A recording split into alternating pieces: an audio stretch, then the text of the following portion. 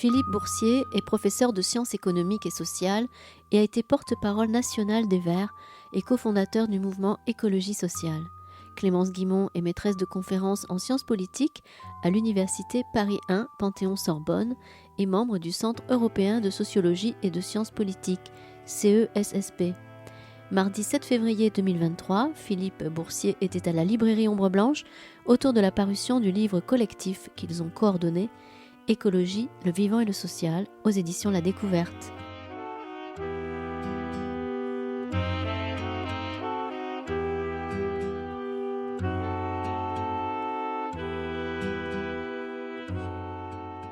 Donc on va commencer cette rencontre autour du livre Écologie, le vivant et le social, qui est édité par Philippe Boursier, qui est présent à côté de moi, et Clémence Guimont.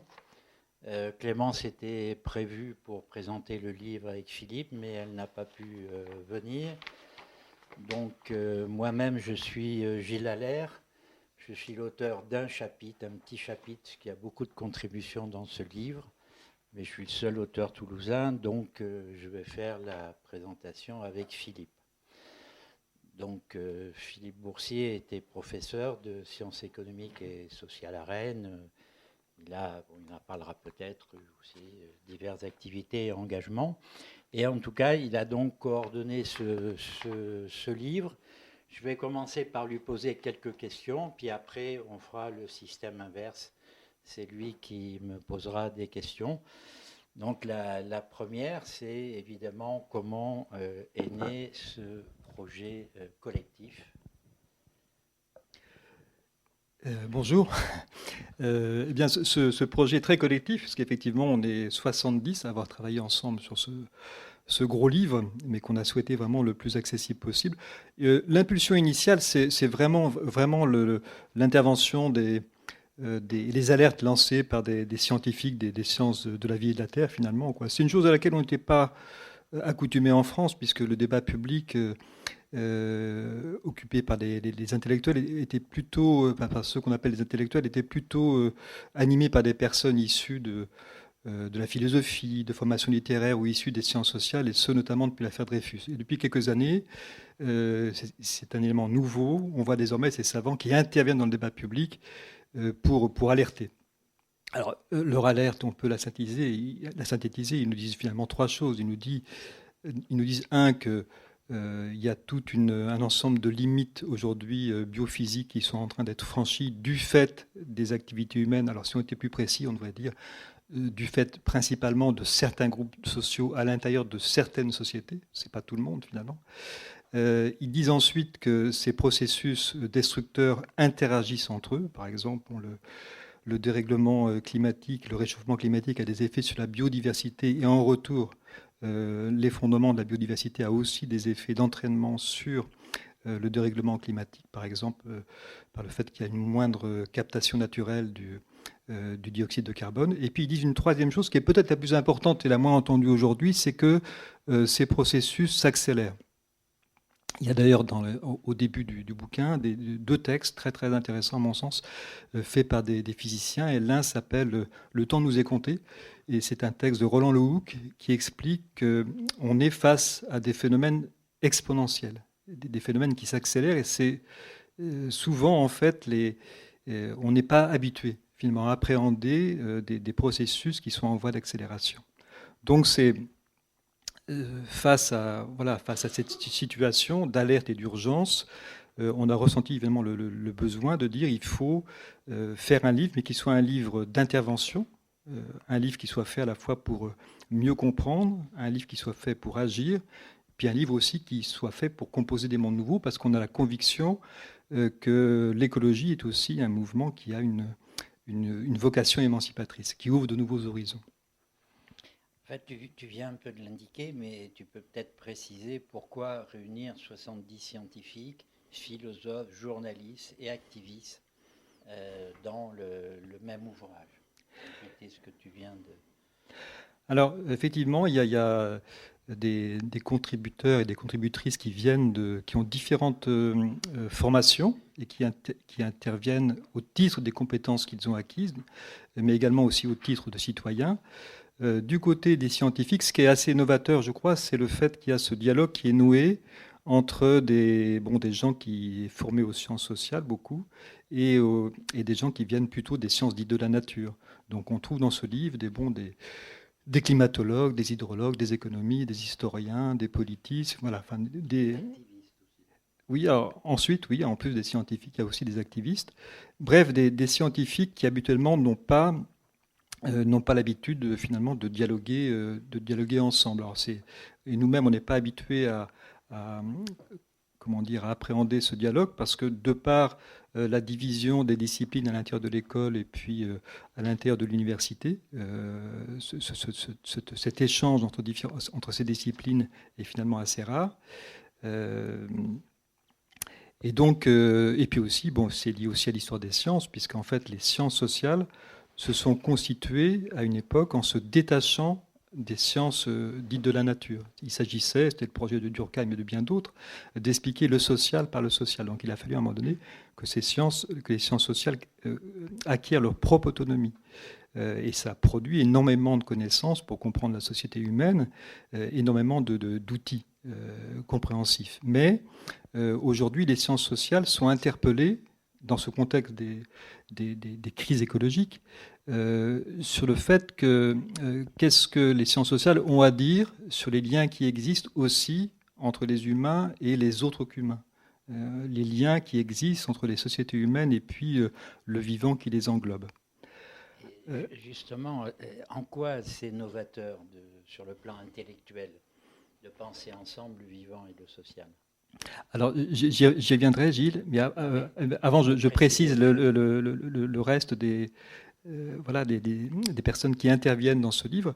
Il y a aussi des philosophes qui sont dans cet ouvrage.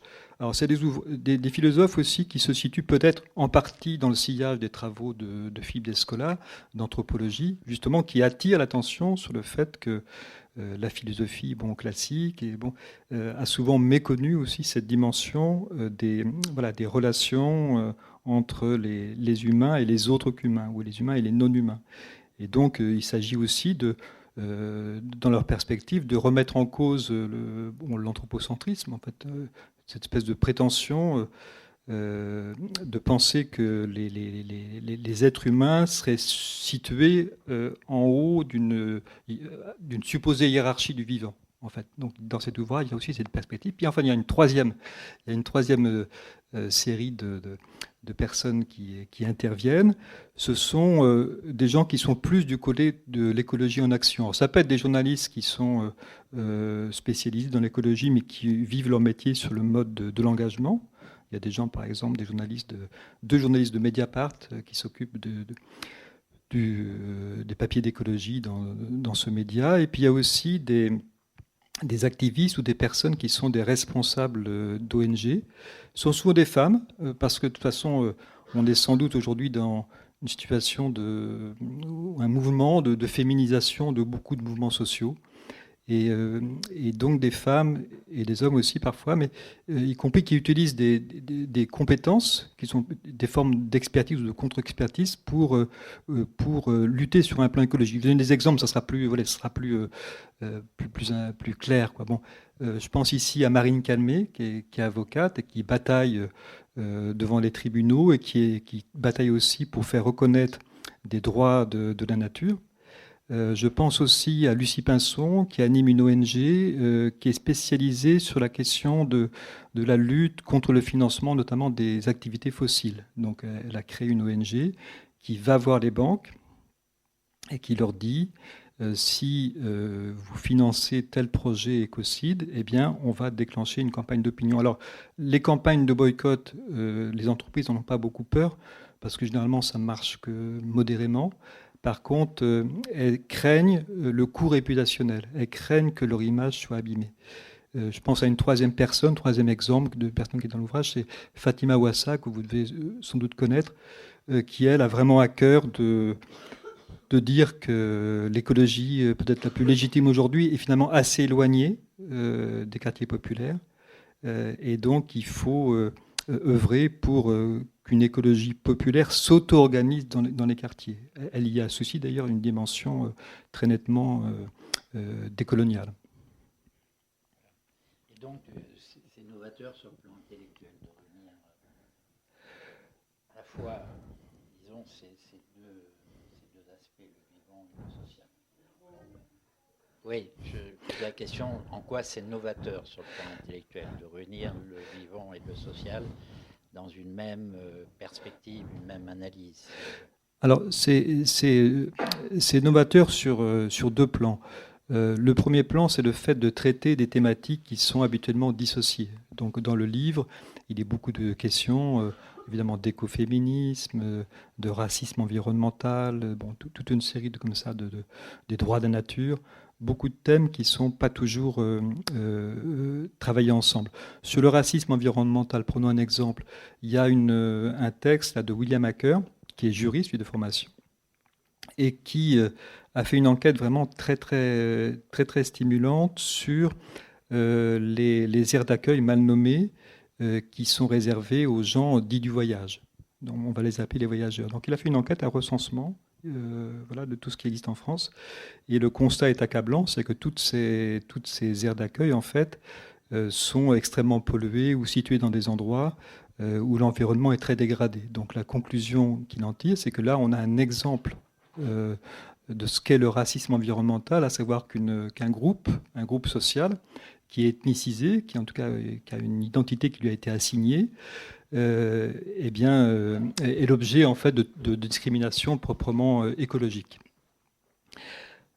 Donc il y a cette voilà, il y a cette dimension quoi, des thématiques qui sont ainsi croisées. Bon, l'écoféminisme, c'est un peu c'est aussi cette perspective, c'est de dire que écologie et féminisme doivent être aussi pensés ensemble parce que sur le plan, disons, des faits, si on veut, les femmes sont à la fois les plus exposées souvent, les plus vulnérables aux désastres écologiques, ou en tout cas aux dégradations environnementales, mais aussi les plus actrices souvent des mobilisations. Ensuite, sur le fait aussi que sur le plan, disons, plus matériel, si on veut, il y a un parallèle aussi qui est fait, à savoir que il y a une forme de surexploitation de la nature qui est commune avec la surexploitation du travail domestique, en tout cas dans le système capitaliste tel qu'il est. Et puis sur un troisième plan, il y a aussi l'idée que ce lien donc entre écologie et féminisme, c'est que les femmes sont aussi très souvent renvoyées à une sorte de nature fantasmée, une nature fictive. C'est-à-dire que c'est vrai sans doute dans l'ère occidentale, c'est pas vrai partout, mais les dominants ont tendance souvent à se situer du côté de la culture, puis à projeter les dominés du côté d'une sorte de nature fictive, en fait, fantasmée. Et puis enfin, sur un deuxième plan, ce croisement donc des sciences sociales et des sciences de la vie et de la terre, bon, j'en ai parlé tout à l'heure, il est fécond parce que ça permet aussi de mieux comprendre ce qui se joue aujourd'hui. Et c'est une manière d'appréhender les choses qui n'est pas si fréquente que ça, quoi. Voilà, donc c'est novateur sur le plan intellectuel et sur le plan politique aussi. Ben, sur le plan politique, c'était aussi le but de cet ouvrage, c'est-à-dire que c'est pas un bouquin qui a vocation à fixer une ligne politique ou à définir un programme, c'est pas ça, mais on peut dire que c'est un livre qui essaye de baliser sans doute un espace à la fois intellectuel et politique qui est en formation. Et donc, qu'est-ce que ça...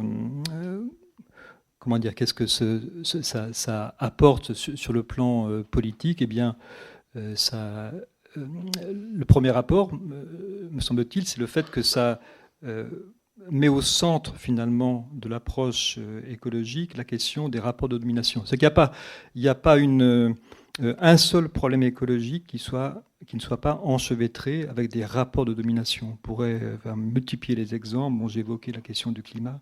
Bon, c'est complètement évident, mais dans les affaires de dérèglement climatique, il y a bien, ce qui est engagé, c'est bien aussi un rapport historique de domination entre des pays riches et des pays du Sud ou du Sud global, pour lesquels les pays du Nord ont une dette écologique. Ils sont très lourdement, évidemment, responsables de la situation. Et puis il y a aussi, sur le climat, un rapport évidemment de domination avec les entreprises qui sont les plus directement climaticides. Il y a un papier dans le bouquin aussi de Michael Correa, que vous devez connaître, qui s'appelle, son papier s'appelle Criminel climaticide. Justement, il pointe la responsabilité des grandes firmes, notamment multinationales, qui s'occupent des énergies fossiles. Et puis sur un troisième plan, il y a aussi évidemment un rapport de domination sur la question du climat, puisque c'est au niveau des rapports entre les classes sociales, puisque c'est très directement les classes les plus dominantes, en tout cas les milieux les plus privilégiés, qui sont les plus responsables de la dérive du climat, qui ont la plus lourde empreinte climatique. Alors, pas simplement du fait de leur mode de vie, de leurs revenus, ou de leur consommation, mais aussi du fait, ne l'oublions pas, de leur patrimoine. C'est-à-dire que on a parfois, tu vas parler tout à l'heure de l'agriculture, mais on peut facilement pointer du doigt, par exemple, la responsabilité d'un agriculteur qui, par son activité, mais aussi parce qu'il est pris, aussi par la logique du complexe, il est sous la pression du complexe agro-industriel, on va dire, il pollue. Il est responsable parce que c'est son entreprise et il pollue. Alors c'est vrai, mais dès qu'on est actionnaire, on est propriétaire d'une part de l'entreprise. Et à ce titre, on est pleinement responsable des activités de l'entreprise, puisqu'on en est propriétaire. Donc les plus riches, c'est ceux qui détiennent le plus gros patrimoine, notamment le patrimoine actionnarial. À ce titre, ils sont aussi directement responsables de l'essentiel des pollutions. Oui, donc tu as parlé des enjeux sur le plan politique, et du coup, est-ce que le livre esquisse des solutions, je ne sais pas si c'est le bon terme, ou des pistes pour s'en sortir pour batailler sur ces questions? Pardon, je reviens un peu en arrière, j'ai oublié une idée. C'est que je disais, là, c'est un livre qui met au centre donc, la question des dominations dans l'analyse, si on veut, qui articule justement les différents types de domination. On parle aussi de la question de l'écologie décoloniale. Il y a par exemple une contribution importante sur l'affaire du chlordécone. Les Antilles qui sont empoisonnées par le chlordécone. Récemment, il y a eu un non-lieu qui a été accordé. Et donc là, on a une illustration très très directe de ce que c'est aussi l'histoire des logiques coloniales, en fait, qui sont encore finalement persistantes. Mais sur le plan politique, si vous voulez, je pense que l'un des autres apports de ce livre, c'est un peu immodeste de parler comme ça, mais c'est qu'il y a aussi, non seulement la question des dominations sociales est très centrale dans l'analyse, mais il y a aussi une approche élargie, finalement, de la critique des dominations. C'est qu'on prend en compte à la fois les dominations proprement sociales, donc de groupes humains sur d'autres groupes humains, mais aussi les dominations des groupes humains sur des groupes autres qu'humains. Et toute la difficulté intellectuelle et politique, mais il faut bien sans doute avancer dans cette direction, c'est d'articuler les deux. Donc il y a dans ce livre aussi des éléments sans doute pour essayer de penser ensemble en fait, ces différents types de domination. Oui, à la fois la domination, mais ça m'amène une petite parenthèse parce que c'est un des derniers chapitres du livre. C'est aussi, disons, les non-humains justement peuvent aussi se rébeller. Il y a un exemple d'un commun à Bruxelles, d'un marais qui a été créé parce qu'il y avait des travaux, puis l'eau a ressurgi. Et l'eau, finalement, en tant que non-humain, a créé toute une dynamique. Hein, ça va dans ce sens de ce que tu disais. Ouais. Alors, il y avait à une époque, il y avait un bouquin de sciences sociales de Claude Grignon, s'appelait Le savant et le populaire. Il critiquait le fait que dans le monde savant, on avait un peu deux tentations contradictoires lorsqu'on parlait du populaire. Il y avait une tentation misérabiliste sur le mode, oh, ces pauvres gens, voilà, ils sont pas, voilà, ils sont vraiment très très maltraités. Bon, puis il y avait une tentation symétrique, lui il appelait ça populisme, où on exaltait par exemple la force de l'ouvrier révolutionnaire, tout ça. Bon. Et donc en simplifiant beaucoup l'idée que soit on voyait les gens un petit peu en les diminuant comme des sous-hommes ou des sous-humains, bon, et symétriquement lorsqu'on exaltait au contraire. Bon. Dans le rapport au monde animal, qui est un monde évidemment dominé, peut-être qu'il y a le même travers. Oui. C'est-à-dire que de voir simplement, voilà, et en tout cas d'avoir notamment cette vision, y compris parfois très misérabiliste, et de ne pas voir que dans dans la vie animale, il y a aussi effectivement des forces, des puissances en action, quoi, et des formes de résistance. Il y a eu, d'ailleurs, il n'est pas dans le bouquin, mais on le cite à un moment donné, un historien qui avait fait un travail sur l'histoire de Versailles. Alors Versailles, c'était le symbole vraiment de la puissance de l'ordre et de la maîtrise humaine de la nature, en fait. Et, bon, et les jardins à la française, c'est des jardins qui sont d'ordre, voilà, où tout est à sa place et tout est sous contrôle, en fait. Et en fait, il a travaillé sur cette histoire-là, et il s'est rendu compte que ça ne s'est pas passé comme ça, quoi. C'est qu'il a fallu que ceux qui ont fait Versailles, ils ont été contraints, en fait, de composer avec ces forces non humaines qui étaient là. Et ce qui est devenu Versailles, c'est issu aussi... Alors, je ne sais pas si le mot négociation est le plus ajusté, mais il y a eu quand même des formes comme ça on a composé avec d'autres forces, en fait. Et donc, à la fin du bouquin, c'est un texte d'ouverture qui est un peu prospectif. Il y a des gens, là c'est Antoine Chopeau, Léna Ballot, Alain Veil, qui sont sur l'idée qu'il faut aussi, sur un plan plus stratégique, penser des formes d'alliances interspécifiques. C'est-à-dire que les mouvements écologistes, par exemple, sachent aussi composer avec des forces, enfin des puissances d'agir, si on veut, non humaines, hein, qui émanent des animaux, etc. Bon, et en précisant cet aspect qui était important dans la dimension politique, est-ce que tu veux en venir aux solutions ou aux pistes, ou y a-t-il des solutions? Alors, peut-être que je vais commencer par le côté peut-être plus optimiste. On va garder le pessimisme pour des temps meilleurs. Mais finalement, peut-être aussi que dans cette période, qui est qu'une période de métamorphose, en fait. Enfin, de toute façon, les transformations, elles sont là. Hein. Enfin, elles sont inévitables. Peut-être qu'il y a aussi de nouveaux horizons qui s'ouvrent.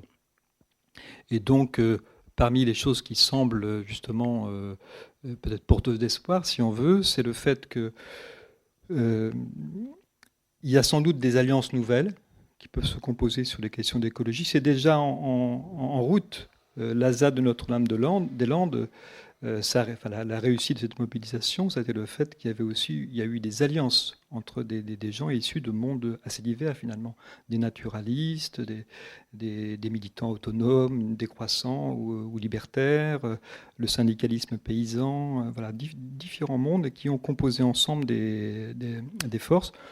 Il y a aussi actuellement, d'ailleurs, en France, une ouverture tardive, mais indispensable, du syndicalisme aux associations environnementales. D'ailleurs, je crois que Toulouse est plutôt à l'avant-garde de ce côté-là, parce qu'il y a un gros travail qui a été fait, je crois, sur la question des projets peut-être de reconversion de l'industrie aéronautique. Et puis, peut-être qu'on pourrait se dire aussi que ce contexte qui est très très singulier, inédit, des catastrophes qui s'accélèrent aussi, peuvent avoir la vertu d'élargir nos cercles d'identification. C'est-à-dire que ce qui maintenant nous semble évident, c'est que nous sommes pris dans des vulnérabilités et des interdépendances de plus en plus explicites, quoi. C'est-à-dire que ce qui se passe au Pakistan, ce qui se passe à l'autre bout du monde, finalement, on a conscience que ça nous concerne très directement. Donc là-dessus, peut-être qu'en positif dans la période, il peut y avoir cet élargissement du cercle d'identification. C'est que non seulement je m'identifie, j'acquiers une sorte d'empathie ou de sensibilité à des êtres qui sont loin de l'endroit où je vis, en fait. Alors, ça peut être des êtres humains, mais aussi peut-être aussi des êtres non humains. Alors, plus concrètement maintenant, quelles sont les grandes lignes, si on veut, stratégiques qui émergent dans ce bouquin? Alors, on est bien d'accord, hein, c'est un livre aussi où il y a une part de débat, enfin, de sensibilités diverses qui s'expriment. C'est un espace qu'on a essayé de baliser. On a repéré 4 grandes pistes, 4 grandes lignes dans lesquelles les autrices et les auteurs pouvaient peut-être se reconnaître. La première, c'est ceux et celles qui mettent vraiment au centre de leurs préoccupations la question de la sensibilité au vivant, et avec l'idée qu'il faut transformer complètement le rapport dominant qui existe à la nature, pour aller vite, hein, y compris d'ailleurs peut-être en s'inspirant aussi de sociétés très différentes des sociétés occidentales, et qu'il faut politiser cette sensibilité au vivant, et y compris au vivant non humain. Ensuite, il y a une deuxième ligne de conduite, si on veut, qui émerge dans le bouquin, c'est tous ceux et toutes celles qui mettent au premier plan la question de décroître, de démétalliser, de dénumériser, étant entendu que, enfin, tout en faisant en sorte que ça soit évidemment socialement acceptable. Donc ça veut dire que ça soit aussi avec un vrai souci de redistribution et de justice sociale. Mais c'est là aussi, c'est une autre forme de réalisme, puisque les stratégies de décroissance organisées, socialement justes, ont évidemment l'immense avantage à la fois de produire des effets à court terme, tout de suite, ce dont on a besoin aujourd'hui, et puis ensuite d'avoir des effets multiples, enfin, sur plein d'agir simultanément sur plein de niveaux des crises écologiques, en fait. Il y a une troisième perspective stratégique, une perspective poétique qui émerge aussi, c'est les autrices et les auteurs qui sont plus tournés, disons, vers les leviers dont dispose l'État, quoi, en termes de régulation, mais surtout en termes de planification, voire même de socialisation.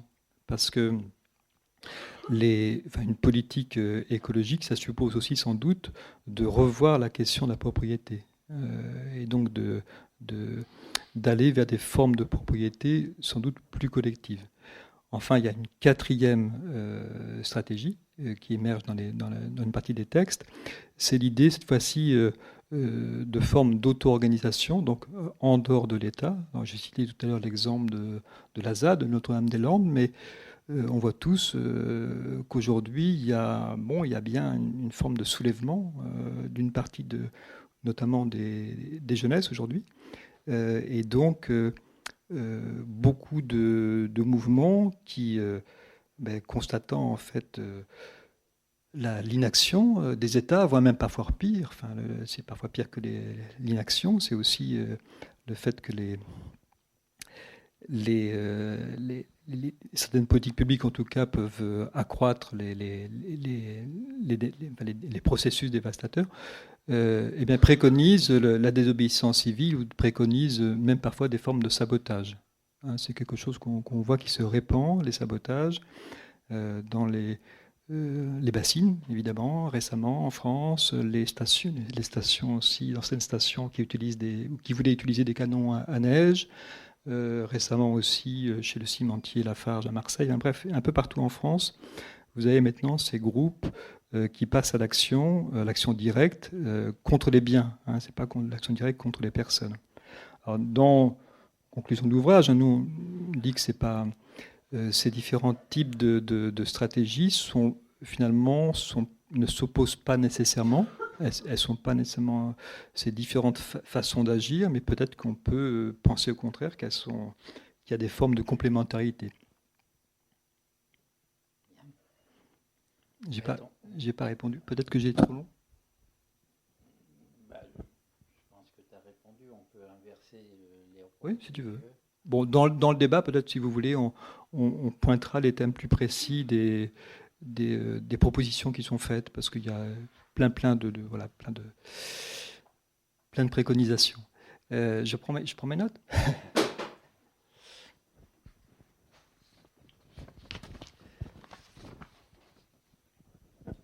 Alors Gilles, il a travaillé donc sur la question des communs.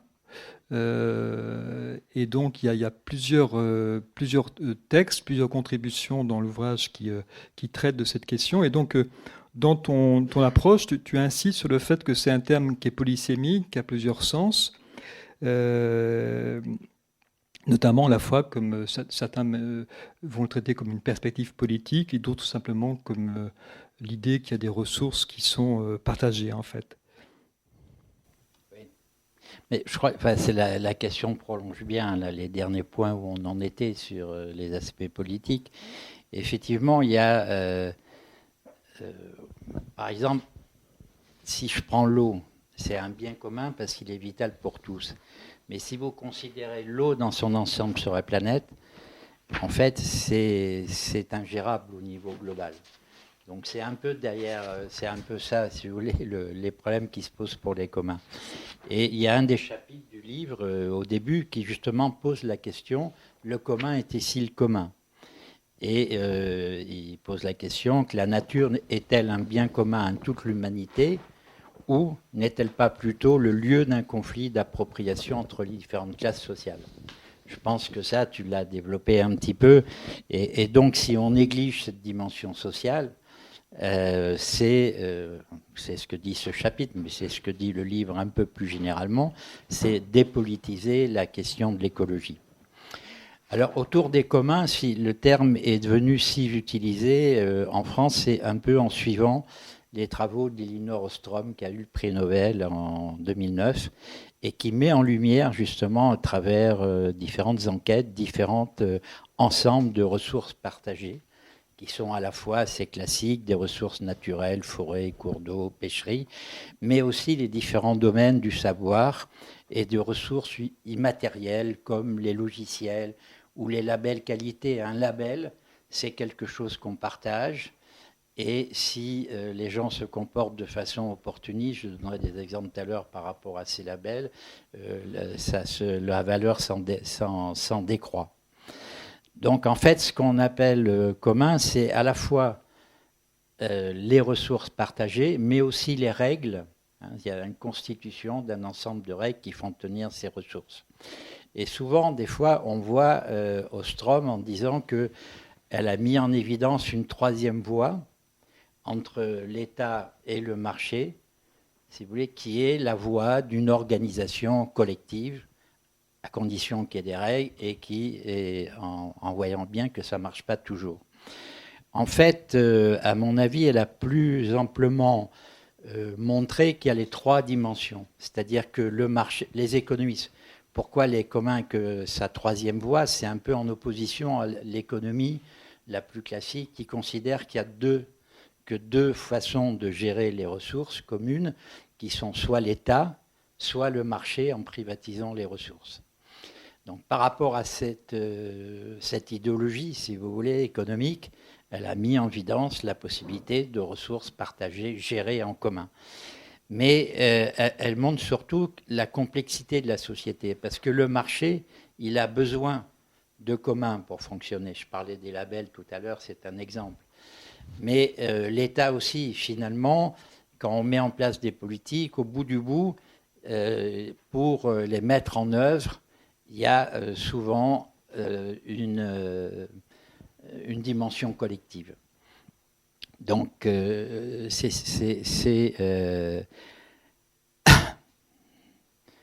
alors, le principe du commun, c'est ce qui permettrait, enfin, c'est, si vous voulez, dans cette organisation collective, les valeurs de solidarité, de démocratie. Mais en fait, rien n'impose qu'un groupe, effectivement, agisse de façon globale, même un groupe qui partage des ressources, agisse de façon globale en fonction de ce principe, si vous voulez, solidarité, démocratie, disons. Donc, en fait, les communs sont souvent ambivalents. D'accord. Dans ton papier, tu prends aussi beaucoup d'exemples du côté de l'agriculture pour illustrer cette question des communs. Voilà, c'est ça. Il y a aussi d'autres chapitres. Hein. Parce qu'en effet, pour poser les choses très simplement, la capacité à nourrir l'humanité, c'est évidemment un bien commun. Hein, nourrir l'humanité, être capable de le faire. Et donc on pourrait penser tout bêtement que si l'agriculture, s'il y a une croissance de l'agriculture, ça va dans le bon sens. Et effectivement, la croissance agricole qui s'est développée depuis 2 siècles et plus a permis un accroissement prodigieux de la population, sans d'ailleurs supprimer les famines. Mais si on y regarde de plus près, il y a plusieurs chapitres, notamment celui d'Elette Torgman dans le livre, qui dénonce l'agriculture industrielle comme une des causes majeures des crises écologiques. Vous avez peut-être vu d'autres contributions sur ça. Et elle fait reposer l'accroissement des rendements sur 3 piliers, la mécanisation, la motorisation, la chimie et la sélection végétale. Dans les 3 cas, ce sont des grands complexes industriels, y compris pour la sélection végétale. Elle dit aussi que, en fait, si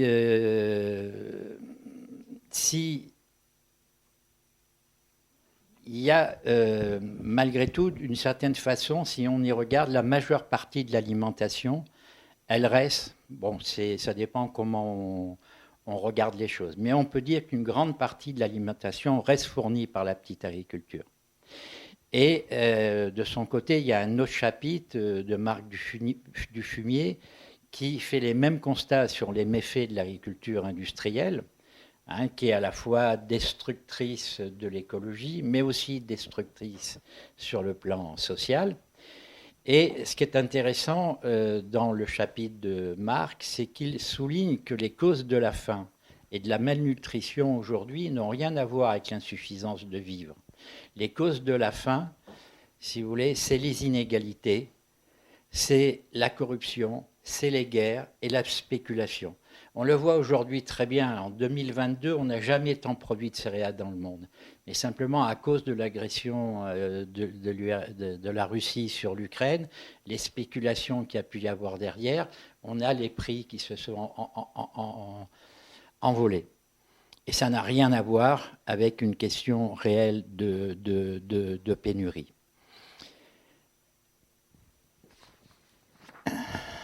Alors, à l'analyse de ces chapitres, je vais ajouter une chose. C'est-à-dire qu'en fait, ce développement de l'agriculture industrielle, il est les 3 piliers qu'elle a indiqués, mais il est aussi permis essentiellement par le pétrole. Le pétrole, c'est les tracteurs, la motorisation, c'est les engrais, enfin le pétrole et le gaz, c'est les pesticides. Et donc, en fait, c'est une révolution énergétique qui s'est produite au XXe siècle, mais surtout à partir du milieu du XXe siècle, pour ce qui concerne pas mal de pays. Et cette révolution énergétique, on n'y pense pas toujours, mais à partir du moment où tout est mécanisé, vous n'avez plus besoin des chevaux, ni pour les transports, mais surtout pas pour l'agriculture, ou pour les mines, ou pour le métro parisien. Etc. Donc en fait, il y a eu une énorme quantité de terre qui a été libérée des excédents. Parce que en fait, les animaux qu'on utilisait pour l'énergie, ça représentait du tiers à la moitié de la superficie qu'on cultivait. Et donc, qu'est-ce qu'on a fait de cette superficie ? Eh ben, elle a été consacrée à produire de la viande, des produits animaux. Et ça, c'est important parce que si vous n'avez pas de débouchés, il n'y a aucune incitation dans un monde capitaliste à produire des céréales, à cultiver. Pour le développement de l'agriculture capitaliste, le nœud, c'est la consommation de viande. Et donc, il y a une transformation parallèle des régimes alimentaires et qui s'étend dans le monde. Dans les années 90 du siècle précédent, la consommation de viande augmente partout dans le monde.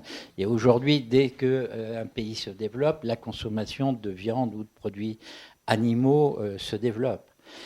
Et donc, ça me paraît important parce que derrière la consommation de viande, il y a, et ça c'est un des chapitres aussi du livre qui développe cette idée, il y a un peu d'idéologie. Il parle de carnisme, c'est-à-dire qu'on nous encourage, effectivement, on valorise l'alimentation carnée.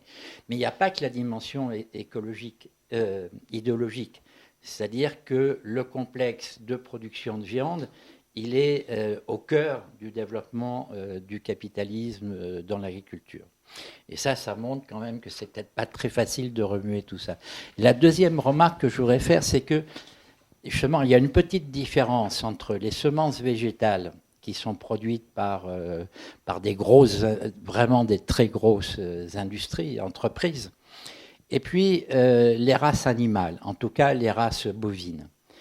Les races animales, les poulets, les porcs, ça a été un peu privatisé, mais pas les ruminants. Et donc, en fait, pour revenir à mes communs, c'est que ce qu'on appelle un schéma de sélection, c'est-à-dire une organisation généralement coopérative d'agriculteurs qui vont sélectionner des animaux pour les rendre plus productifs. Ce sont des communs. Ça fonctionne comme des communs. Et il y a un exemple qui est la Holstein. La Holstein, c'est la vache laitière la plus utilisée dans le monde et qui a été développée pour produire du lait en grosse quantité. Donc la Holstein, c'est une machine industrielle.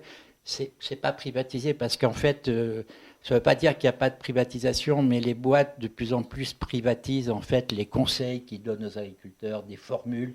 Mais les semences animales font toujours partie, sur le plan international et en particulier sur le plan français, de par la loi, sont encore des ressources libres, contrairement à tout ce qui est accaparé dans le vivant par ailleurs. Donc en fait, vous voyez, on a deux types de communs. On a des communs qu'on peut juger positifs, comme certaines plateformes, comme Wikipédia, par exemple, et vous avez la Holstein. Ce sont aussi des communs, et donc qui sont de nature différente. Je continue un peu sur l'invisibilité, c'est ça, non ? Oui, enfin, tu l'as déjà un peu évoqué. Oui, je l'ai un peu évoqué, mais non, je vais aller un peu loin sur le thème de l'invisibilité, parce que je pense que c'est commun comme la Holstein. Tout le monde est d'accord que Wikipédia est un commun, ou que les logiciels libres, c'est des communs pour prendre des choses nouvelles, ou qu'un jardin partagé, la pratique de jardin partagé en ville, pour prendre des communs modernes, pas les vieilles communs, les estives, les vieilles organisations. Avant, dans les forêts communales, vous pouviez ramasser du bois si vous étiez habitant, parce que c'était des bois communaux, c'était des communs. Ça, ces communs-là, ils ont été généralement, qui sont liés à la coutume, et c'est le cas en Angleterre, et ce qu'on a appelé les enclosures, ils ont été supprimés pour développer la société industrielle, salariale, etc. Ils ont été combattus. Et pendant longtemps, les pauvres, d'ailleurs, se sont battus pour défendre les droits coutumiers. Donc ces communs coutumiers ont été battus. Mais il y a d'autres communs qui apparaissent. Alors parmi ces communs nouveaux, les plus visibles, je dis, c'est Wikipédia. Par contre, l'exemple que j'ai donné de la Holstein, on n'y pense pas forcément en tant que commun. Et en fait, toute innovation industrielle, toute innovation, elle ne peut pas se développer si au bout du compte, il n'y a quand même pas des gens qui la mettent en pratique et qui développent un savoir et qui généralement, même dans les usines les plus industrielles, même dans la chaîne, à un moment donné, les gens avancent ensemble, imaginent ensemble comment faire fonctionner les choses. Sinon, il y aurait des pannes partout, s'il n'y avait pas. Donc, en fait, il y a toujours la construction d'un savoir commun. Et cette dimension-là, elle est peu visible. Je vais regrouper deux questions. On va laisser la parole après. Oui. En fait, alors, tu soulignes beaucoup l'ambivalence de ce terme de commun, en fait. Il a des usages très hétérogènes. Et est-ce que dans la discussion, dans la compréhension des choses, est-ce qu'on ne gagnerait pas aussi à distinguer ce qu'on pourrait appeler les communs non capitalistes des autres formes de communs ? Oui, je pense qu'on y gagne, bien sûr, tu appelles commun non capitaliste. Il y a d'autres gens, on peut parler des communs qui sont liés à l'économie sociale. On peut parler commun non capitaliste ou commun solidaire. Puis d'un autre côté, les communs à l'appui du productivisme ou d'autres choses. C'est sûr, mais ce n'est pas toujours facile de les distinguer. Je vais prendre un exemple qui est l'agriculture biologique. L'agriculture biologique, quand ça a été créé en Europe dans les années 20, c'était une résistance à la société industrielle. C'était des petits groupes de gens, et jusque dans les années 70 en France, il y avait plusieurs réseaux. C'était un peu des communs de pratique. Il y a à la fois les agriculteurs et les consommateurs. Souvent, d'ailleurs, c'était la santé, des soucis de santé qui étaient derrière, donc des médecins qui étaient impliqués. C'était des réseaux, des communautés. On peut parler plus ou moins de communs. Et puis, à un moment donné, dans les années, en fait, 90, fin des années 80, en France, il y a eu un accord de toutes ces communautés pour pousser l'État à créer un label officiel. Après, l'Europe a repris la création d'un label bio en 1992. Entre parenthèses, c'est un moment où on met en place le marché unique et donc où on a besoin de normes au niveau européen qui sont communes. Donc on crée ce label bio au niveau européen. Ce qui permet, on pourrait dire, ça va dans le bon sens. D'ailleurs, les mouvements, les réseaux dont je parlais, y ont participé, ont débattu les conditions de ce label. Ça va dans le bon sens parce que c'était pour créer un marché, pour qu'il y ait un marché qui soit plus homogène, plus visible comme marché. Ça va dans le sens de l'écologie. Tant mieux s'il y avait une demande en plus. S'il y a plus de consommateurs bio, on peut penser que du coup, il y a moins de pesticides. En fait, il y a une première critique de ce mouvement. Une première critique de ce mouvement qui dit ça a homogénéisé la bio et puis ça l'a généralisé. Donc parfois, si vous voulez, sa dimension un peu agroécologique, un peu locale a été perdue. On peut même dire à la limite, si vous voulez, que les producteurs ont été dépossédés du savoir, de la pratique par les certificateurs. Parce que derrière le label, il y a des certificateurs. Vous avez des certificateurs comme EcoCert, qui était au départ une petite coopérative ici à l'Île-Jourdain, près de Toulouse, qui est maintenant en gros une multinationale de la certification. Donc en fait, il y a cette idée que les certificateurs ont dépossédé et ont d'une certaine façon privatisé ce qu'est la doctrine bio. La doctrine bio, avant, c'était des petits groupes qui faisaient chacun leur doctrine. Maintenant, c'est devenu quelque chose qu'ils ont été dépossédés. Il y a cette première critique qu'on appelle la thèse de la conventionnalisation. En réaction à ça, il y a des réseaux bio comme Nature et Progrès qui ont construit des labels avec plus d'exigences. Il y a des groupes locaux qui travaillent ensemble pour élaborer ensemble leurs pratiques, etc. Donc il y a une résistance à ça. Et maintenant, et j'en finirai là, il y a une critique plus radicale qui apparaît. Notamment, il y a un réseau qui s'appelle l'Atelier Paysan. C'est des gens qui auto-construisent leur matériel, un peu dans un sens de ce qu'on appelle low-tech. Et eux, et souvent sont, notamment un des fondateurs, d'un ancien agriculteur bio, et ils disent, parce que c'est ce qu'on leur sort quand ils vont au ministère discuter, par exemple, on leur dit, si vous ne voulez pas de pesticides, eh ben, vous mangez bio. Donc en fait, la question est ramenée à un choix individuel. Et eux, leur analyse, qui est maintenant assez radicale, c'est de dire, nous, bio, puis toutes les autres alternatives, AMAP et autres alternatives, on a une petite marge. On a une marge, on nous concède cette marge, mais on ne peut pas beaucoup aller plus loin parce qu'on nous oppose toujours pas de politique plus contraignante à cause des choix individuels. Et donc là, ce n'est pas le même type de critique que celle que j'indiquais, c'est une critique qui est peut-être plus radicale.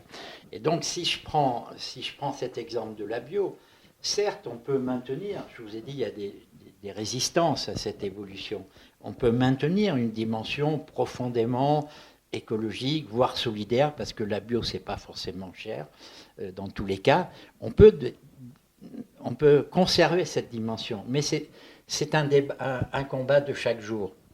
c'est pas acquis, si vous voulez, hein, qu'une organisation donnée, ça de soit un commun solidaire ou non capitaliste par rapport à d'autres qui seraient non solidaires ou capitalistes.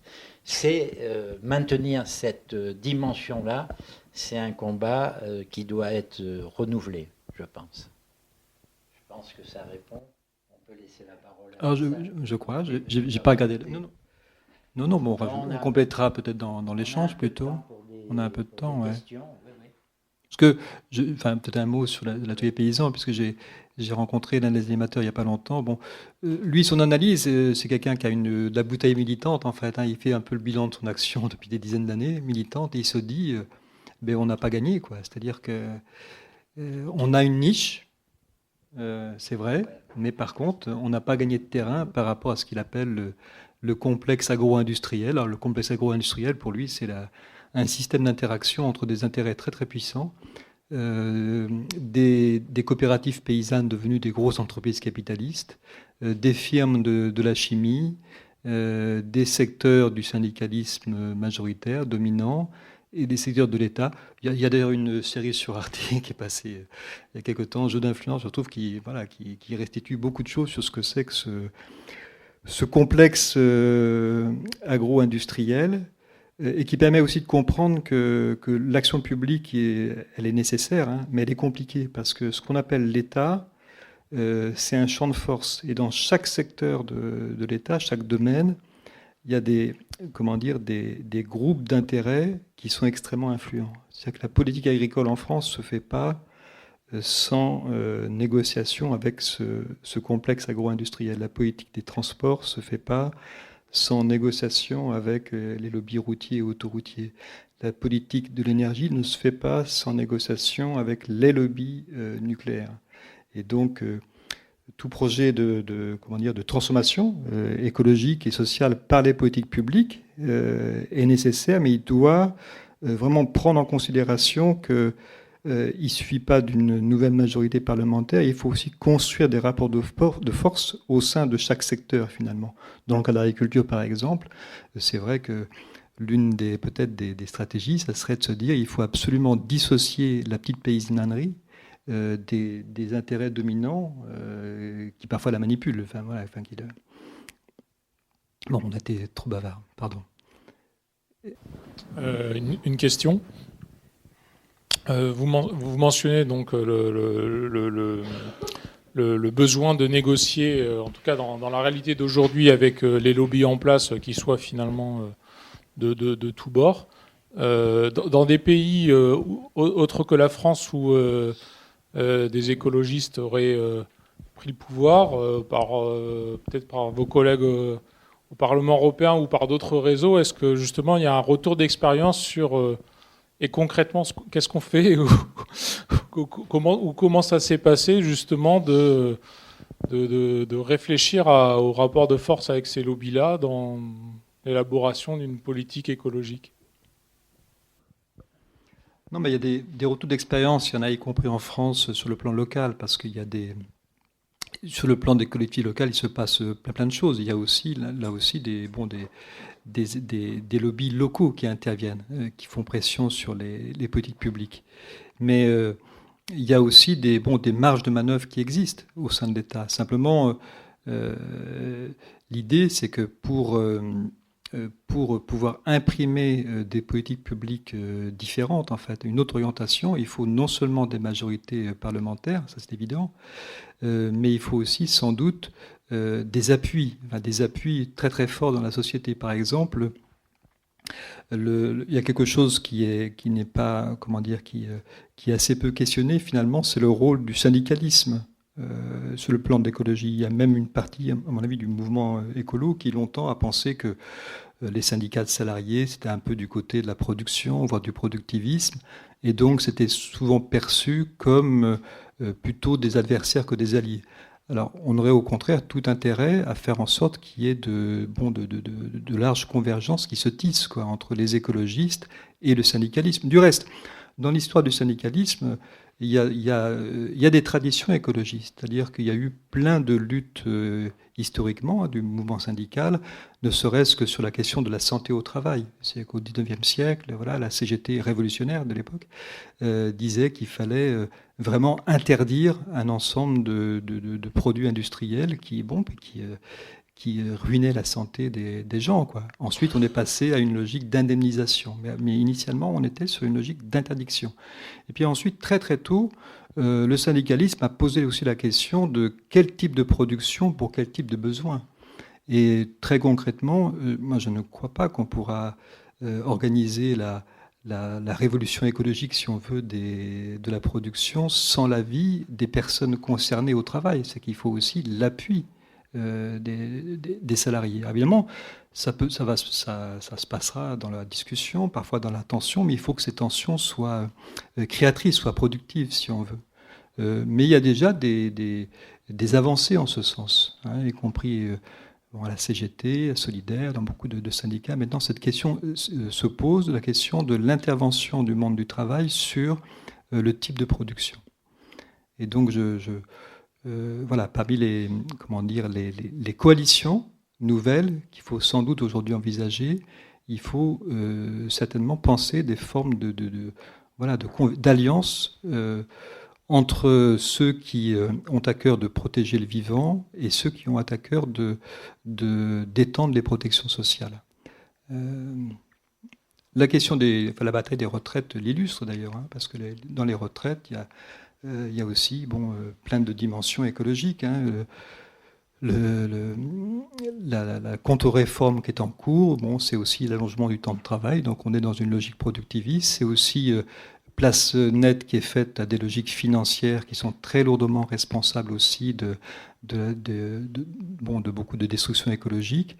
C'est aussi se passer de l'activité de personnes retraitées qui aujourd'hui animent plein d'associations environnementales qui sont très utiles d'un point de vue écologique, même si leur activité n'est pas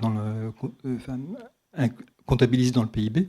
Puis sur un quatrième plan, dans le livre, on a fait aussi l'hypothèse que d'une écologie inclusive, c'est-à-dire que pour que les personnes aient une attention, une plus grande ouverture, y compris aux vivants non humains, il faut qu'elles-mêmes ressentent des formes de sécurité psychique, sécurité matérielle, sécurité économique.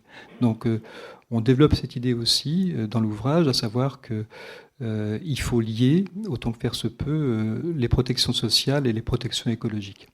Et on aurait peut-être aussi à gagner à dire que finalement l'insécurité, c'est le capitalisme, insécurité sociale et insécurité écologique qui sont de plus en plus exacerbées, et qu'un projet de transformation écologique et sociale doit mettre au premier plan la question de l'élargissement des sécurités finalement.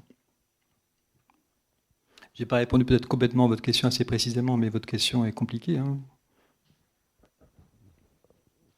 À moins qu'il y ait d'autres questions tout de suite. Ça m'a suggéré votre question. C'est moins général que ce que vient de dire Philippe, mais deux exemples. Il y a des groupes qui développent des semences locales, qu'on appelle paysannes. Et puis, il y a un réseau RSP qui s'appelle Réseau Semences Paysannes. Et donc, à un moment donné, il y a Carrefour qui a voulu faire une campagne sur les légumes oubliés et qui a voulu passer un accord avec le RSP. Alors, le RSP, en tant que réseau national, ils se sont dit, on peut quand même pas faire un compromis avec Carrefour. Mais ils ont renvoyé ça sur un groupe local très intéressant que je connais un peu, qui s'appelle Kolkos, qui en breton veut dire vieux chou, et qui développe le chou de l'Orient. Et eux, effectivement, finalement, ils ont passé un accord avec Carrefour qui, pendant un certain temps, assez long, pendant 2 ou 3 ans, leur a financé un animateur local, etc. Donc, il est effectivement possible de passer des alliances qui peuvent paraître contre nature. Mais ce qui est possible avec Carrefour, ce n'est pas forcément possible avec tout le monde. C'est-à-dire, Prenons, vous parliez du Parlement européen. Je me rappelle, il y a quelques années, José Bové avait écrit un livre pour dénoncer justement les lobbies, et en particulier le tabac. Pourquoi ? Parce que les groupes du tabac, ils ont mis de l'argent de la recherche, mais pour détourner des problèmes, pour créer ce qu'on appelle, alors je ne sais pas s'il y a un chapitre dans le livre qui en parle, mais finalement pour créer de l'ignorance. En finançant des recherches, énormément de recherches, donc il y a beaucoup de recherches, on met de l'argent sur la recherche, sur la question du tabac, mais c'est essentiellement pour détourner les choses. Et si vous prenez les néonicotinoïdes, là, pour les abeilles, j'ai lu récemment qu'il y a un groupe qui avait été créé, le ministère a dit on va mettre de l'argent pour trouver des solutions pour remplacer. Ils ont créé un groupe de réflexion. Ce groupe de réflexion, premièrement, il était dirigé par un inspecteur du finance qui n'avait rien à voir avec l'agriculture, la biodiversité, etc. Mais en plus, ils ont commencé à sortir des études pour contester l'effet sur les abeilles, alors que c'était bien établi. Donc, vous voyez, on met en place, pour continuer à produire de l'ignorance autour des pesticides, on met en place un groupe pour trouver des alternatives et on commence par nier le problème, à tel point que tous, même la FNSEA et les agriculteurs producteurs de betteraves ont quitté ce groupe en disant voilà. Donc, en fait, il y a des alliances à passer, mais parfois c'est difficile parce que ces lobbies tendent, si vous voulez, enfin, je répète l'expression parce que ça me paraît très juste, à créer de l'ignorance autour de ces questions-là. Est-ce que dans votre livre, est-ce qu'il est traité ce que moi j'appelle la loi du vivant ? Pour moi, la loi du vivant, elle est constituée de perdurer, complexifier et singulariser. Et ça me paraît important que l'on sache que ça peut être ça la loi du vivant. Et que cette loi, pour qu'elle fonctionne, à 95%, c'est soutenu par la sexualité. C'est ça qui fait fonctionner la loi du vivant. Nous y compris. Et comment on appelle ça, ceux qui ne font pas partie de l'humanité fonctionnent aussi comme ça. Je dis ça pour ça. Pourquoi ? Donc, parce que ça me paraît important qu'on parte au moins de là pour savoir comment on peut continuer à faire à ce que le vivant continue, c'est-à-dire perdure, se complexifie, ce qu'il a toujours fait d'ailleurs, et aussi se singulariser, puisqu'on est tous des êtres singuliers. Je ferme là-dessus, mais donc, est-ce qu'il y a un chapitre qui parle de ça dans votre bouquin ? Et alors après, je fais une toute petite autre intervention, et je vais m'arrêter là. À un moment donné, vous avez parlé des besoins. Parce que du vivant, on a des besoins. On fait partie des besoins. Et il y a deux sortes de besoins. Il y a les besoins primaires, c'est-à-dire se nourrir, se protéger, et éventuellement, il y en a un troisième, moi je ne l'ai pas en tête. Et puis il y a les besoins secondaires qui sont effectivement aussi peut-être importants. Je ne sais pas, des besoins d'aller se balader, d'aller... etc.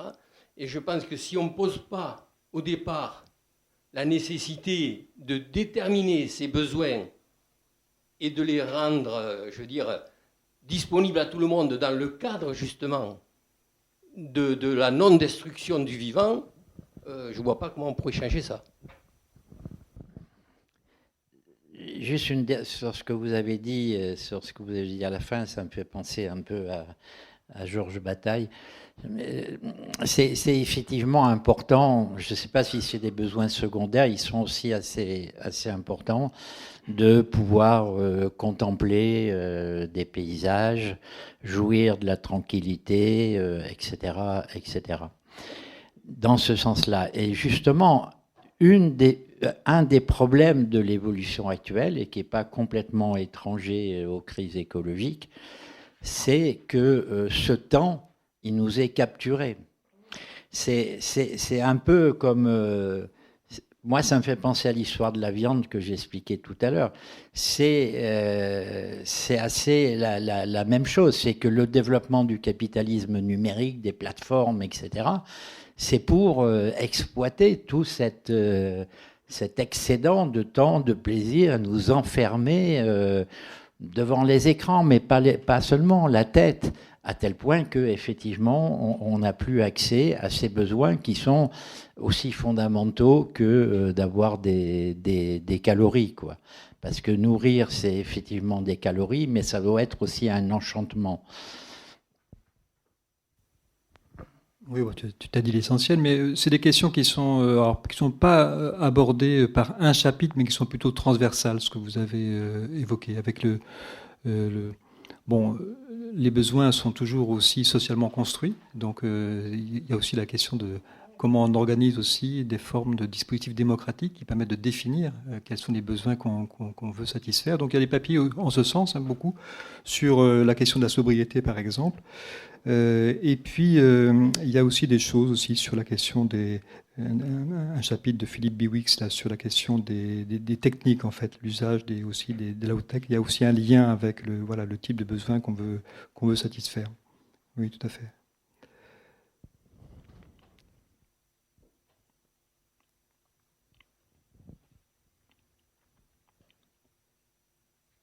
Mais peut-être justement que pour compléter, mais ce qui est quand même, comment dire, très passionnant dans la période, c'est que les bouleversements en cours aussi, c'est un peu comme s'ils obligeaient à tout repenser, à tout repolitiser, quoi. C'est-à-dire que la question que vous posez, c'est aussi un peu la question de la politisation du quotidien, quoi. C'est-à-dire que voilà, des façons de vivre, des modes de consommation. Et donc, dans les approches écologiques, aujourd'hui, il y a justement cette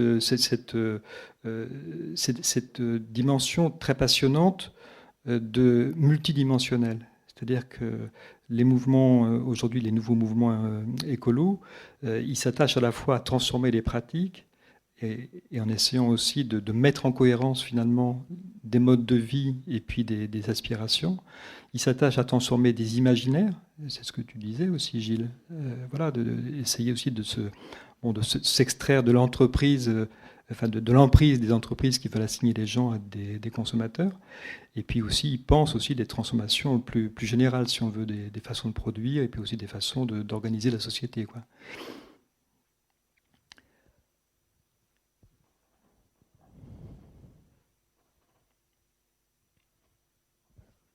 Juste un petit mot, alors, puisque je ne veux pas monopoliser la parole.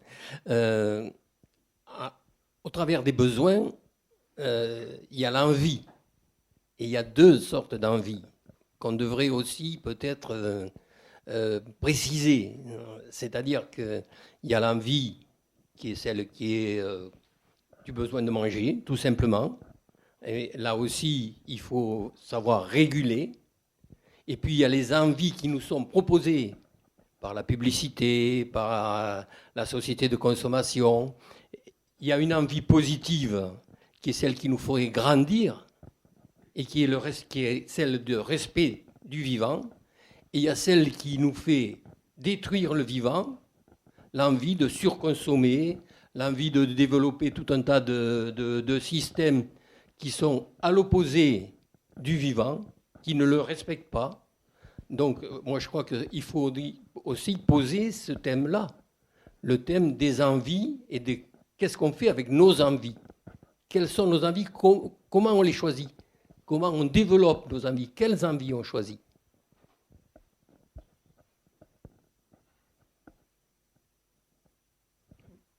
Enfin, on est d'accord, mais simplement c'est des questions qui sont abordées, mais dans la formulation qui est la vôtre, en fait, on s'est méfié dans le bouquin du mot nous ou nos, en fait, parce que ce terme peut avoir un côté un peu dépolitisant, c'est-à-dire que si on considère que c'est voilà nos envies en général ou nos modes de vie ou nos besoins, finalement, on occulte le fait que les responsabilités aussi dans les processus en cours sont évidemment très très inégales. C'est-à-dire que c'est pas les modes de vie ou les modes de consommation de l'ensemble de l'humanité qui posent problème aujourd'hui. Il y a des gens, il y a toute une partie de l'humanité dont les façons de vivre, du point de vue écologique, posent quasiment pas problème en fait. Hein? D'accord, oui. Hein, donc Ils se satisfont de leurs besoins primaires. oui. Enfin, me semble-t-il. Hein. Soit sous l'effet aussi parfois de la... Et ces besoins primaires devraient être élargis à toute la planète, à savoir que tout le monde puisse se nourrir, tout le monde puisse s'abriter et tout le monde puisse être protégé. Un abri, c'est ça, il n'y a pas autre chose comme besoin primaire pour l'humanité. Après, évidemment, on peut aller vers une dimension qui doit être en accord avec le vivant en le respectant, c'est-à-dire s'émerveiller. Alors ça, je ne veux pas rentrer là-dedans parce qu'on dépasse les choses, mais il y a une dimension, le vivant, il y a une dimension spirituelle à percevoir. Je ne parle pas de religion quand je dis spirituelle. Il faut bien s'entendre là-dessus. Hein. Par exemple, s'émerveiller, comme vous l'avez dit, sur un coucher de soleil, où un jour on ne pourra peut-être plus s'émerveiller, ou sur une forêt magnifique qu'on aura vue, etc., etc. Bon, voilà, c'est ça le respect du vivant aussi. Mais ça me paraît essentiel. Bon, j'arrête là. Non, mais par rapport à ce que vous dites, il y a, je crois, d'une part, ce qu'a répondu Philippe, c'est-à-dire que on n'est pas tous pareils, enfin pas tous simplement en individu, on n'est pas simplement singulier en individu, mais enfin il y a une certaine réalité des classes sociales, il y a une certaine réalité du fait qu'il y a des pays qui consomment ou émettent plus de gaz à effet de serre que beaucoup d'autres, donc il y a une inégalité sociale qui est patente derrière tous ces problèmes-là. Donc ça c'est une première chose. Mais une deuxième chose, c'est que il me paraît pas facile, et en tout cas, je vois pas comment on peut en faire une question, une question qui pourrait devenir légale ou quelque chose comme ça, entre les besoins primaires et les besoins qui sont assez difficiles à définir. Est-ce qu'on définit en termes de calories? Combien il faut de calories? C'est ce qu'on fait quand on fait des calculs, si on a assez. 3000 calories, mettons, pour se nourrir. Mais ça ne veut rien dire. On ne se nourrit pas avec des calories. Et donc il y a toujours... il y a un économiste, Keynes, faisait cette distinction. Il disait que les autres besoins... c'est lié à faire comme le voisin ou se distinguer du voisin. Beaucoup de gens disent ça comme ça. Mais moi, j'aimais bien, enfin, dans ce passage-là, que pour ceux que ça intéresse, qui s'appelle « Lettre à mes petits-enfants », assez ancien, il disait que dans les années de maintenant, en gros 70, on aurait assez, ce qui est un peu le cas, pour enlever la rareté économique. Et en fait, on continue, et il y a des logiques qu'on a décrites, qui sont décrites là, qui font que on va beaucoup plus. Et lui, ce qui me paraissait intéressant dans sa logique par rapport à cette réflexion sur les besoins, c'est que en tant qu'humain et en tant qu'humain mortel, on a besoin d'agir. On a un besoin d'agir. C'est pour ça que qui pourrait nous amener vers l'immortalité d'une certaine façon. Et c'est bien pour ça, si vous voulez. On a des besoins qui pourraient paraître comme ça minimaux en termes de calories ou d'abri de la pluie, etc. Et puis on a ce besoin d'agir. C'est pour ça, comme j'ai essayé de le dire à la fin en prenant l'exemple des communs, qu'est-ce qui est solidaire, pas solidaire, c'est un peu à chaque fois qu'il faut se poser la question. On ne peut pas trancher ça en disant ça c'est blanc, ça c'est bon, ça c'est mal. Il faut se poser dans le contexte où on agit, que ce soit en termes de lutte ou en termes de pratique, de coopération ou autre. C'est là qu'il faut se poser quelle est la valeur de ce qu'on fait ou de ce qu'on défend.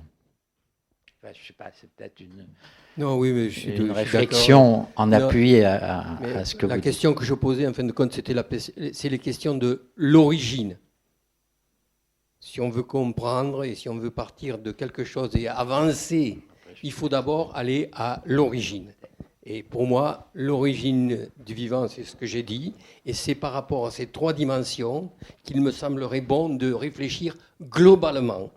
Et quand vous avez parlé d'agir, je suis tout à fait d'accord. Il y a un désir chez l'humain. Et c'est ce désir qui nous pousse.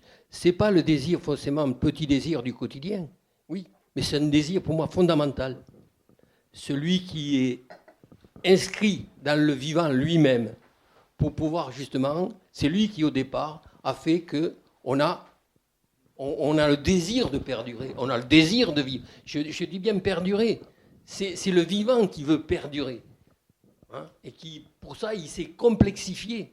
Mais c'est cette origine-là qui est importante de connaître. Si on a dans le quotidien, on va à l'encontre de ces choses-là, à l'encontre de la singularité, par exemple, si on veut faire du même, comme on fait aujourd'hui, si on uniformise, on va à l'encontre du vivant.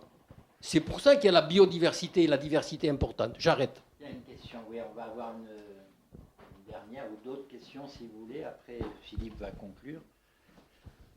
Oui, justement, la question sur les pistes pour la gestion de la rareté des communs, finalement, enfin, j'ai du mal, de mon côté, à avoir où est-ce qu'on peut trouver un point d'équilibre entre, finalement, le commun qui serait complètement laissé au marché et où, finalement, les plus fragiles se retrouvent sans ressources ou sans quota CO2 ou sans quota de trajet en avion où on peut le voir sous toutes les ressources qu'on peut imaginer.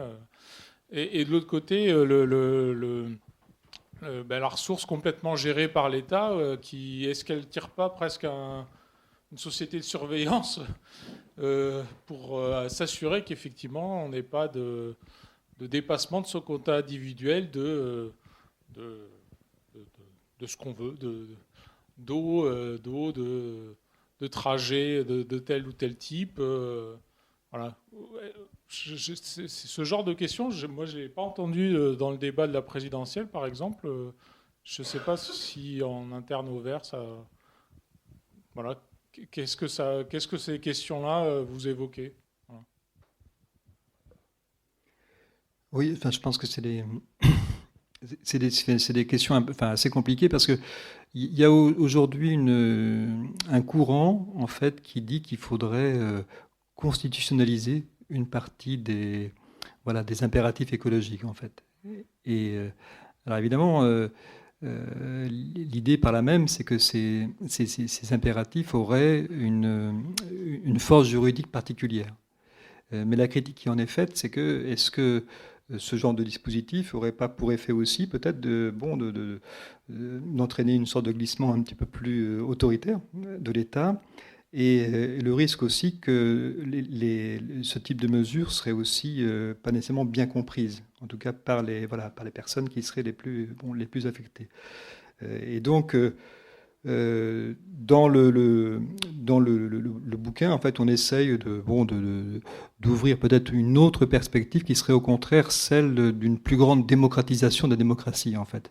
L'idée de dire que, par exemple, une planification nécessaire et les régulations que vous évoquez aussi nécessaires devraient être articulées aussi à des dispositifs beaucoup plus démocratiques. C'est qu'on prenne aussi en considération des dispositifs citoyens en fait pour élaborer en fait ces nouvelles règles, hein, pour que l'État se démocratise. Parce que l'un des soucis aussi qu'il y a sur ce plan-là, c'est quand l'État tel qu'il est en France, il s'est aussi beaucoup transformé. C'est-à-dire qu'il y a tout un personnel maintenant politique qui est très lié au monde du privé, enfin aux entreprises privées. On le voit avec les révélations qu'il y a eu aussi sur les grandes entreprises de consulting en fait, hein, qui vendent des projets au gouvernement. Et donc il faudrait à la fois que d'une certaine façon, l'État retrouve de l'autonomie par rapport aux intérêts économiques dominants, qui peuvent l'orienter. Et puis, il faudrait également que le personnel politique soit beaucoup plus aujourd'hui en lien, finalement, avec la démocratie citoyenne, si on veut. Donc, on est plutôt dans l'ouvrage sur l'idée qu'il faut, en fait, démocratiser la démocratie pour répondre à ces questions écologiques. Mais là, c'est la question qui est posée, c'est celle des règles collectives.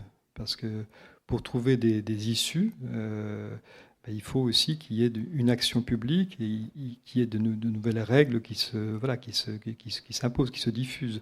Ça ne peut pas être simplement du ressort des choix individuels. Mais la question qui est posée, c'est celle de l'élaboration de ces règles collectives. Et donc, idéalement, en tout cas, il faudrait que ces nouvelles règles collectives soient élaborées de la manière la plus démocratique possible, en fait. La question renvoie peut-être, je n'ai pas été clair tout à l'heure, justement, sur le fait que entre l'État, d'un côté, qui peut agir avec des règles imposées sur la gestion de certaines ressources, ou le marché, il y a une autre dimension qui est niée souvent par les économistes, qui est celle de la gestion en commun des ressources communes. C'est la troisième dimension. Ça veut dire que s'il y a des possibilités du côté de l'État d'avoir une certaine planification écologique, ça ne peut pas être que de l'État, parce que l'histoire montre que ça a toujours conduit à des sociétés totalitaires. Et donc, oui, c'est le cas de la planification en Chine, mettons, actuellement, ou dans le passé. Ça se passe, oui. S'il n'y a que l'État, on peut partir de l'idée, l'État peut faire mieux et on peut élaborer des règles, on peut planifier mieux les choses. Mais si c'est que l'État, ça va dans un certain sens. Donc il faut aussi une autre dimension démocratique, plus décentralisée. La question, à mon avis, c'est pas simplement que les citoyens doivent participer à réformer l'État, c'est qu'il doit y avoir aussi un certain niveau d'auto-organisation, un certain niveau décentralisé d'autogestion. Ça marche pour les ressources qui sont locales. Uniquement. Non, mais je suis d'accord, c'est pour ça que c'est pas ça. Mais s'il n'y a pas cette dimension-là, oui, ça marche pour les ressources locales, mais c'est pour ça que ça peut pas être une organisation. C'est toute la difficulté de toutes les utopies, même un peu anarchistes, dans le sens de la décentralisation et de l'auto-organisation. C'est qu'à un moment donné, c'est comment se coordonner. Donc à un moment donné, il faut effectivement réfléchir à l'implication de ce qui se passe en local. Je prenais, dans l'exemple de la bio, il y a quand même des groupes locaux qui réfléchissent, parce qu'au départ, la bio, c'est pas d'engrais, pas d'insecticides. Mais on peut aller chercher du fourrage ou du foin assez loin, où on peut commercialiser assez loin. Donc, quand on réfléchit, il y a une nouvelle dimension, si vous voulez, qui apparaît. Donc, effectivement, cette décentralisation démocratique, qui ne peut pas être seule, parce qu'il y a aussi les autres dimensions, elle doit, être réfléchie. À un moment donné, il faut faire des bilans de ce qu'on fait. Parce qu'effectivement, on va avoir des objectifs, parce que c'est local, on va avoir des objectifs qui vont rentrer en contradiction. Enfin, en tout cas, ça ne me paraît pas simple. Je vais compléter avec un exemple qu'on connaît tous, je pense, qui permet d'articuler toutes ces questions-là. En fait, c'est l'exemple de la Convention citoyenne sur le climat. Donc là, on avait un dispositif qui était assez novateur, en fait, de réunir des gens et puis conseillés par des scientifiques, des gens qui étaient tirés au sort, qui n'avaient pas de compétences officielles particulières. Et puis à l'issue d'un travail avec les scientifiques, ils ont produit plein de choses, quoi. Des vraies propositions très éclairées, validées par les scientifiques, que tout le monde trouvait géniales, en fait. Et qui était, du coup, là, on était vraiment sur des règles, pas locales, quoi, collectives, avec l'amorce d'une véritable politique publique climatique, quoi. Entre autres. Qu'est-ce qui s'est passé? Ensuite, voilà, ces différentes propositions sont remontées au niveau des ministères. Et chaque ministère, dans la partie qui le concernait, a dit « Ah ben non, pas ça, non. Ça, on peut garder, mais pas ça, parce que... » voilà. Et donc là, on a une illustration concrète de ce que j'évoquais tout à l'heure, sur le fait que dans les politiques de l'État, dans chaque secteur, dans chaque ministère, il y a aussi des intérêts dominants qui interviennent. Et voilà. Et donc, au final, lorsque c'est devenu un texte présenté au Parlement, ça avait été vidé de son contenu. Il ne restait plus grand-chose, en fait. Et donc, la conclusion de ça, c'est que ce n'est pas l'élaboration initiale démocratique qui posait problème. Au contraire, là, on avait quelque chose de vraiment très intéressant qu'il faudrait développer et l'enrichir. Mais c'est bien ensuite les rapports de force. Et donc, ça veut dire qu'il faut... toujours lier évidemment cette élaboration démocratique d'une politique publique écologique, mais aussi à la prise, à la construction, là encore, des alliances, des coalitions nécessaires pour les faire passer. Sinon, ça ne passe pas. Hein. Merci.